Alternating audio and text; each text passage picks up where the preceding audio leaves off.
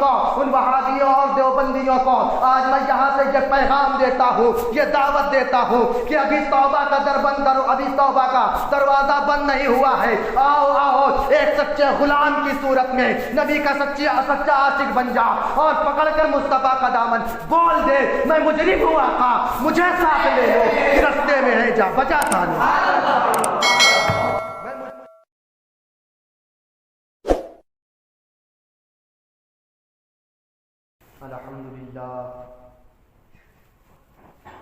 الحمدللہ کفا وسلام علی عبادہ الذین اصطفیٰ، اما بعد فاعوذ باللہ من الشیطان الرجیم، بسم اللہ الرحمن الرحیم۔ اذ یقول لصاحبہ لا تحزن ان اللہ معنا، صدق اللہ مولانا العظیم وبلغنا رسوله النبي الأمين المتين المبين المعين الأمين الكريم، ونحن على ذلك لمن الشاهدين والشاكرين والحمد لله رب العالمين۔ معزز سامعین اکرام، آئیے کچھ عرض و معروض سے قبل ہم اور آپ مل کر عقیدت و محبت میں ڈوب کر اس بارگاہ میں درود پاک کا نذرانہ پیش کریں جو سبل السلام کا مرشد اعظم ہے، جو ٹوٹے دلوں کا سہارا ہے، جو بے کسوں کا کس ہے، جو بے سہاروں کا سہارا ہے، یعنی حضور احمد مجتبیٰ حضرت محمد مصطفیٰ صلی اللہ علیہ وسلم کی مقدس بارگاہ میں درود پاک کا نذرانہ پیش کریں اور پڑھیں اللہم صلی علی سیدنا و مولانا محمد مبارک وسلم، صلو علیہ الصلاۃ والسلام علیک یا رسول اللہ صلی اللہ تعالی علیہ وسلم۔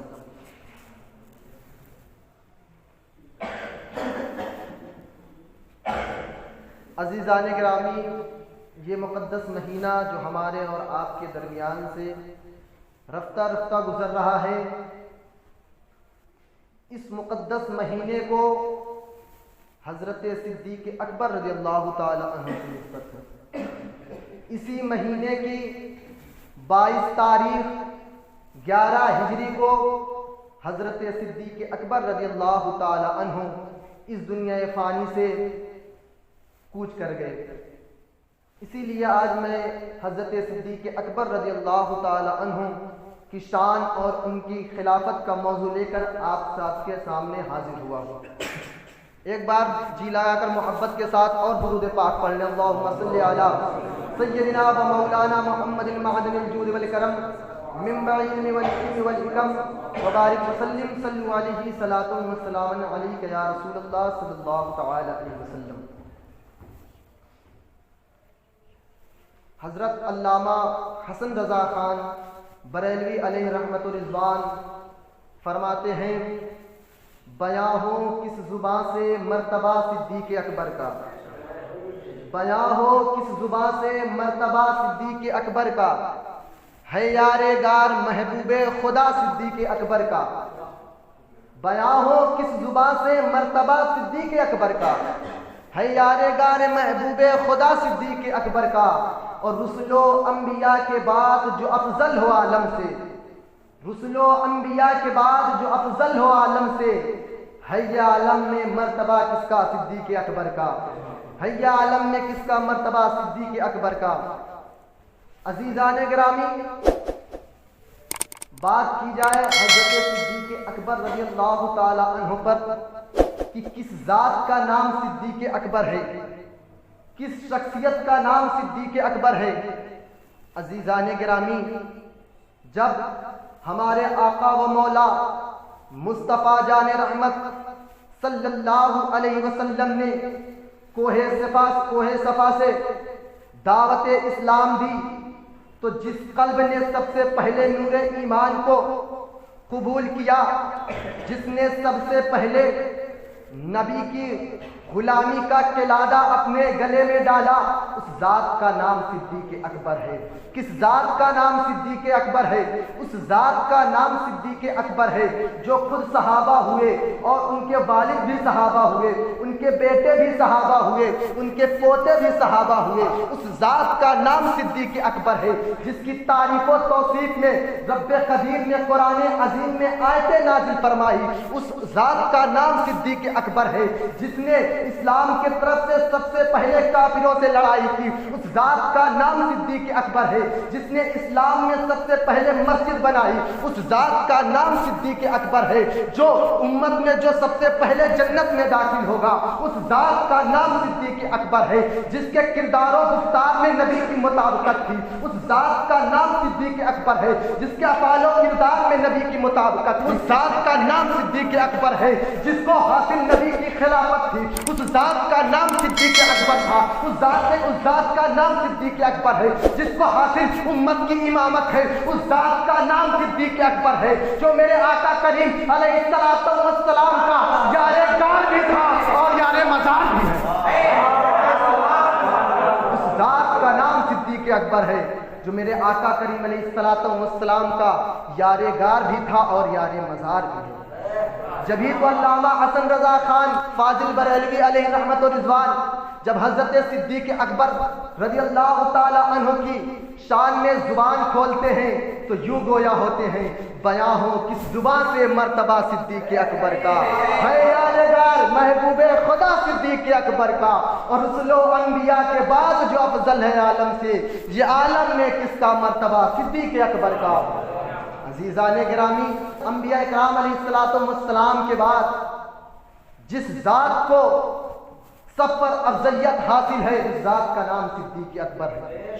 یہ صرف ہمارا ماننا نہیں ہے، یہ صرف آج کے علماء کا ماننا نہیں ہے۔ ارشاد شریف صفحہ نمبر 555 پر حدیث پاک موجود ہے، قال ابن عمر رضی اللہ تعالی عنہما كنا نقول ورسول اللہ صلی اللہ علیہ وسلم حی افضل امت النبی صلی اللہ علیہ وسلم بعدہ ابو بکر ثم عمر ثم عثمان رضی اللہ تعالی عنہم۔ پتہ کیا چلا؟ حضرت عبداللہ ابن عباس نے کیا فرمایا؟ حضرت عبداللہ ابن عباس رضی اللہ تعالی عنہما نے فرمایا، ہم لوگ کہتے تھے حالانکہ حضور علیہ السلام ظاہری زندگی میں تھے کہ نبی کی امت میں نبی کے بعد سب سے افضل حضرت ابو بکر صدیق ہیں، پھر اس کے بعد حضرت عمر فاروق اعظم ہیں، پھر اس کے بعد حضرت عثمان غنی رضی اللہ تعالی عنہم ہیں۔ پتہ کیا چلا؟ معلوم کیا ہوا؟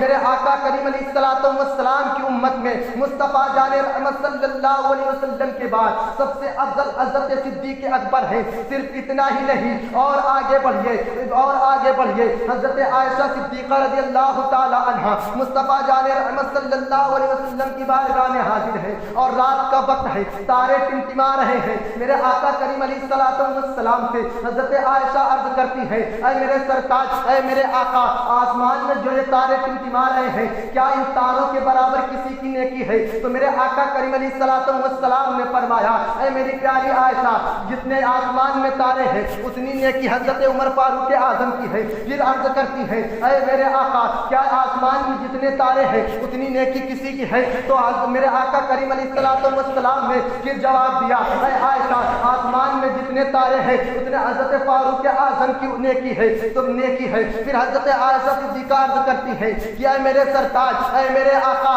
میرے ابا حضور حضرت صدیق اکبر کی نیکی کا کیا عالم ہے، ان کا حال کیا ہے؟ تو میرے مصطفیٰ نے جو جملہ فرمایا تھا ذرا غور سے سنیے گا۔ میرے آقا کریم علیہ السلام نے فرمایا تھا کہ حضرت عمر فاروق اعظم کی پوری زندگی کی نیکی ایک پلے میں رکھ دیا جائے اور حضرت صدیق اکبر کی ایک نیکی کو دوسرے پلے میں رکھ دیا جائے تو حضرت صدیق اکبر کی نیکی کا پلہ بھاری ہو جائے گا۔ تبھی تو ہم سنی مسلمان حضرت صدیق اکبر رضی اللہ تعالی عنہ کو، حضرت صدیق اکبر رضی اللہ تعالی عنہ کو اور تمام انبیاء کرام علیہ السلام کے بعد سب سے افضل مانتے ہیں اور انہیں پہلا خلیفہ مانتے ہیں، پھر اس کے بعد حضرت عمر فاروق اعظم کو مانتے ہیں، پھر اس کے بعد حضرت عثمان غنی کو خلیفہ مانتے ہیں، پھر اس کے بعد حضرت مولا علی کو خلیفہ مانتے ہیں۔ لیکن آج کچھ شیعہ اور رافضی یہ کہتے نظر آتے ہیں نہیں نہیں، پہلے خلیفہ حضرت مولا علی ہے، پہلے خلیفہ حضرت مولا علی ہے، پہلے خلیفہ صدیق اکبر نہیں ہے۔ میں آپ کو بتانا چاہتا ہوں کہ میرے آقا کریم علیہ السلام کہ جب آخری وقت آیا، میرے آقا کریم علیہ السلام بیماری کے حالت میں تھے،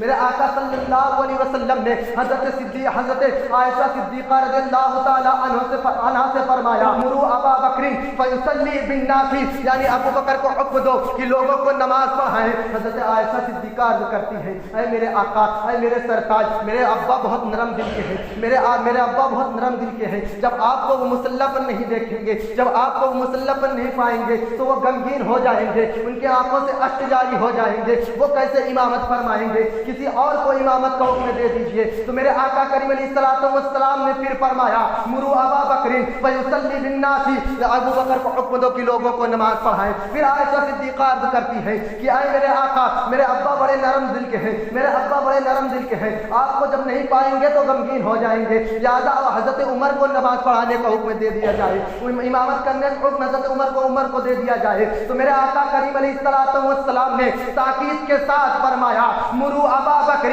فیصلی للناس، حضرت ابو بکر کو حکم دو کہ لوگوں کو نماز پڑھائے۔ اے میرے دوستوں، میں آپ کو بتانا چاہتا ہوں کہ امامت کون کرتا ہے، امامت کا حقدار کون ہوتا ہے۔ شب معراج کی شب میں میرے آقا کریم علیہ السلام جب مسجد اقصی پہنچے، تمام انبیاء اکرام علیہ السلام جماعت کے ساتھ کھڑے تھے، تمام انبیاء اکرام علیہ السلام کی جماعت کھڑی تھی، تمام انبیاء اکرام علیہ السلام سب بنا کر کھڑے تھے۔ میرے آقا کریم علیہ السلام مسجد اقصی پہنچتے ہیں، اللہ رب العزت نے ان انبیاء کے صف میں سے میرے آقا کریم علیہ السلام کو امام بنایا، تمام انبیاء اکرام علیہ السلام مقتدی بنے اور میرے آقا کریم علیہ السلام امام بنے، اس لیے کہ تمام انبیاء اکرام میں سے جو انبیاء اکرام کی گروہ تھا، جو انبیاء اکرام کی صف تھی، اس میں سب سے افضل میرے آقا کریم علیہ السلام تھے، اس لیے اللہ تعالیٰ نے میرے آقا کریم علیہ السلام کو مسجد اقصی میں تمام انبیاء اکرام کا امام بنایا۔ اور آئیے ادھر تھوڑا اس پہلو کو دیکھیے، میرے آقا کریم علیہ السلام نے حضرت صدیق اکبر کو اس لیے امام بنایا کہ تمام صحابہ اکرام کے گروہ میں، تمام صحابہ اکرام کے جماعت میں، تمام لوگوں میں افضل حضرت صدیق اکبر تھے، اس لیے رسول اللہ نے حضرت صدیق اکبر کو امام بنایا۔ حضرت صدیق اکبر رضی اللہ تعالی عنہ کو میرے آقا کریم علیہ السلام نے اپنی ظاہری زندگی میں مسلح امامت پر فائز فرما کر ہمیں یہ ذہن دے دیا، ہمیں یہ بتا دیا کہ اے لوگوں، اے مسلمانوں، جب میں ظاہری زندگی میں نہ رہوں، میرے بعد تم ادھر ادھر نہیں بھٹکنا، ادھر ادھر نہیں جانا، بلکہ میرے بعد تمہارا امام ابو بکر ہوگا، میرا خلیفہ ابو بکر ہوگا، جو ابو بکر کے دامن کو پکڑے گا، جو ابو بکر کے دامن میں سے وابستہ ہو جائے گا اور ان کے قدم سے قدم کو ملا کر چلے گا، اس کا بیڑا پار ہو جائے گا۔ حضرت انس ابن مالک رضی اللہ تعالی عنہ سے روایت ہے کہ جب میرے آقا کریم علیہ السلام کا آخری وقت آیا، مصطفیٰ جان رحمت صلی اللہ علیہ وسلم کی طبیعت بہت علیل تھی، اتنی علیل تھی کہ 3 روز سے کسی صحابہ سے ملاقات نہیں ہوئی تھی۔ میرے آقا کریم علیہ السلام کسی بھی صحابہ سے 3 روز سے نہیں ملے تھے۔ فجر کا وقت تھا، حضرت صدیق اکبر امامت فرما رہے تھے، تمام صحابہ اکرام حضرت صدیق اکبر کے پیچھے نماز ادا کر رہے تھے۔ میرے آقا کریم علیہ السلام نے اپنے حجرے کا پردہ ہٹایا اور وہاں سے جھانکے، جب میرے آقا کریم علیہ السلام نے صحابہ اکرام کو نماز پڑھتے ہوئے دیکھا تو مسکرانے لگے۔ صحابہ اکرام بھی حضور علیہ السلام کو دیکھنے لگے۔ صحابہ اکرام فرماتے ہیں کہ اس وقت حضور علیہ السلام کا چہرہ کھلی ہوئی قرآن کی طرح لگ رہا تھا۔ برادران اسلام، حضرت صدیق اکبر رضی اللہ تعالی عنہ اور تمام صحابہ اکرام حضور علیہ السلام کو دیکھنے لگے۔ میرے آقا کریم علیہ السلام تمام صحابہ کی طرف دیکھ رہے ہیں اور صحابہ اکرام نماز کی حالت میں مڑ کر حضور علیہ السلام کے چہرے کی زیارت کرنے لگتے ہیں، کعبے سے پھر کر کعبے کی زیارت کرنے لگتے ہیں۔ حضرت صدیق اکبر مصلی امامت سے پیچھے آ جاتے ہیں کہ آقا کریم علیہ السلام آ رہے ہیں، وہ امامت فرمائیں گے، نماز کی حالت میں ہے۔ صدیق اکبر اور تمام صحابہ اکرام حضور علیہ السلام کو دیکھ رہے ہیں، لیکن میرے آقا کریم علیہ السلام نے کسی صحابہ کو ڈانٹا نہیں، کسی صحابہ کو پٹکارا نہیں، بلکہ انگلی سے اشارہ کرتے ہوئے فرمایا اتموا صلاتکم، یعنی اپنی نماز کو پوری کر لو۔ صحابہ اکرام نے اپنی نماز پوری کر لی، حضور علیہ السلام نے اپنے اجرے کا پردہ بند کر لیا۔ برادران اسلام، آج کچھ لوگ ایسے نظر آتے ہیں، یہ وہابی دیوبندی نجدی یہ کہتے نظر آتے ہیں کہ نماز میں اگر حضور علیہ السلام کا خیال آ جائے تو نماز باطل ہو جاتی ہے، نماز فاسد ہو جاتی ہے۔ دیوبندیوں کا امام اسماعیل دہلوی اپنی کتاب میں لکھتا ہے کہ اگر نماز کی حالت میں مصطفیٰ جان رحمت صلی اللہ علیہ وسلم کا خیال آ جائے تو نماز باطل ہو جاتی ہے، نماز فاسد ہو جاتی ہے۔ اب میں پوچھنا یہ چاہتا ہوں کہ جب میرے آقا کریم علیہ السلام نے اپنے پردے سے جھانکا، حضرت صدیق اکبر نے حضور کو دیکھا، نماز کی حالت میں ہے، تمام صحابہ اکرام نماز کی حالت میں ہے اور مڑ کر حضور کو دیکھ رہے ہیں، حضور کی طرف دیکھ رہے ہیں، حضور کی طرف تک رہے ہیں، حضور کے چہرے کو تاک رہے ہیں۔ اب پوچھنا یہ چاہتا ہوں کہ اگر حضور علیہ السلام کو وہ دیکھ رہے تھے، حضور علیہ السلام کے چہرے کی طرف اپنا رخ کر رہے تھے، اتنا سب ہو گیا، کیا انہیں حضور کا خیال نہیں آیا ہوگا؟ کیا ان کے دل میں حضور کا خیال نہیں آیا ہوگا؟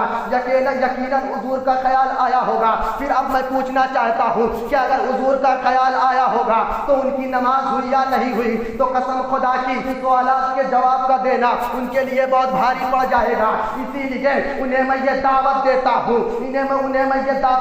ہوں ان نجدیوں کو، ان وہابیوں اور دیوبندیوں کو، آج میں یہاں سے یہ پیغام دیتا ہوں، یہ دعوت دیتا ہوں کہ ابھی توبہ کا در بند کرو، ابھی توبہ کا دروازہ بند نہیں ہوا ہے۔ آؤ ایک سچے غلام کی صورت میں نبی کا سچا عاشق بن جا اور پکڑ کر مصطفیٰ کا دامن بول دے میں مجرم ہوا تھا، مجھے ساتھ لے لو کہ رستے میں ہے جا بچا تھا، میں مجرم ہوا تھا، مجھے ساتھ لے لو کہ رستے میں ہے جا بجا تھانے والے۔ اور امام احمد رضا خان فاضل بریلوی فرماتے ہیں کہ آج لے ان کی پناہ، آج مدد مانگ ان سے، پھر نہ مانیں گے قیامت میں اگر مان گئے۔ اور فرماتے ہیں انہیں جانا انہیں مانا، نہ رکھا غیر سے کام، للہ الحمد میں دنیا سے مسلمان